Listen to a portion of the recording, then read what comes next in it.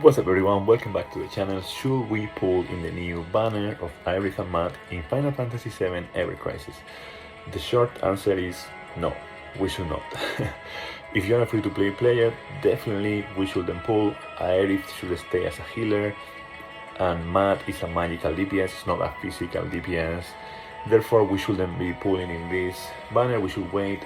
Halloween is coming, we're gonna have so many costumes, so many interesting weapons that are probably as great as this one, or close to. Now, the situation changes if you are a dolphin or if you are a whale. If you are a player that wants to get the min-max, if you want to get the best of the best, of course you should pull, and there's two reasons why. First of all, the meta is gonna change. Most probably we're gonna see a dungeon or a boss that is gonna be weak against wind elemental damage. Therefore, you need to start preparing right now for wind elemental weaknesses. The second reason is that Killer Hornet is the best sub weapon when it comes to physical DPS. And now let me explain why. So if we go into the details, Killer Hornet gives us 549 physical attack, as you can see on the left. But the R abilities are fantastic. They are the best R abilities for a sub-weapon. Boost physical attack plus 40 points give us already plus 30% physical damage. Boost physical ability potency, 36 points give us 60%. That's like 90% extra physical damage. Now, if we use it as a sub-weapon, that's 45% extra physical damage. That's a lot. My personal recommendation will be to play as sub-weapons for a physical DPS, will be to play Killer Hornet, Mad Minute, and then the third one you can change. If you need HP, maybe you wanna play with the collar from Red 13 that has a speed like seasonal something. I will tell you in a sec.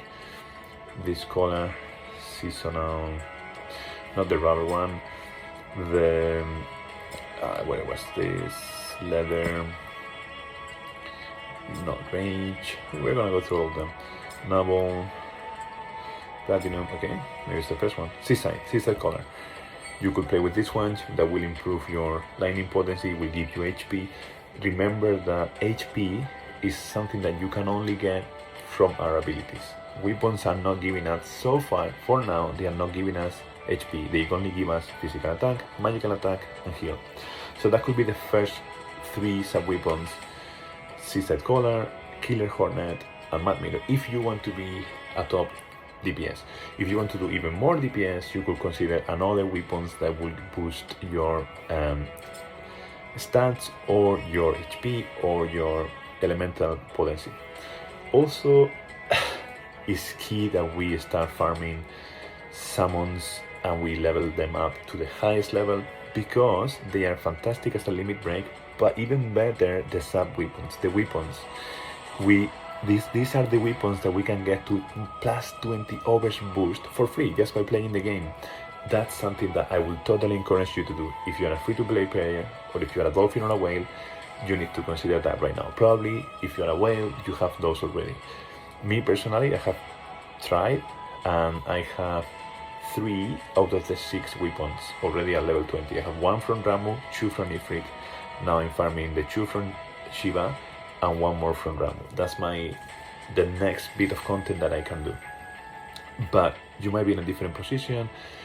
So again, in summary, if you're a free-to-play player, don't spend on the banner, but start thinking there are some wind weapons that you might need.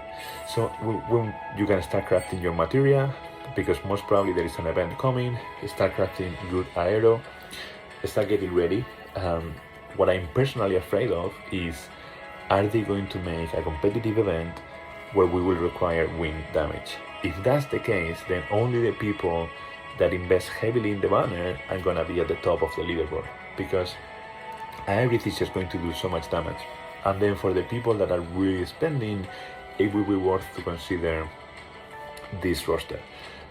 Either Zack, because he has the Falcon with 520% physical wind damage, or Tifa, 790, which is almost the same as Aerith, although Aerith of course is 800 plus the outfit, or Lucia, which gives 500% to all enemies and also magical, plus wind potency.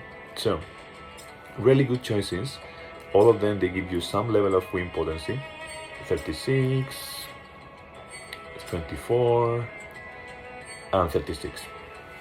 My personal recommendation, if you have all the money in the world and you are safe spending, could be to consider Aerith, Tifa, and then probably Lucia as the next meta for super top players. If you're a free-to-play player, the only change that you could consider is to use Tifa, Aerith, and then another DPS, physical DPS or magical, whatever you have best available for you. That would be my recommendation.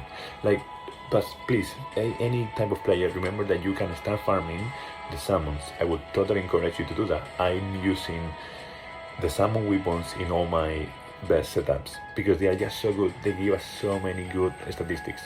Now, the Killer Hornet is also good for diamond sigils, and if we look into what the game gives us right now, we have two choices. The Barn Swallow from Lucia. So Lucia again is coming to the meta. It came in the previous banner and it's here to stay for a few weeks or months. Or Barret with the max rate.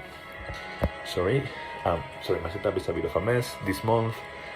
I will be back for real in November, but for now, be with me. Max rate, Barret, that's also a great choice.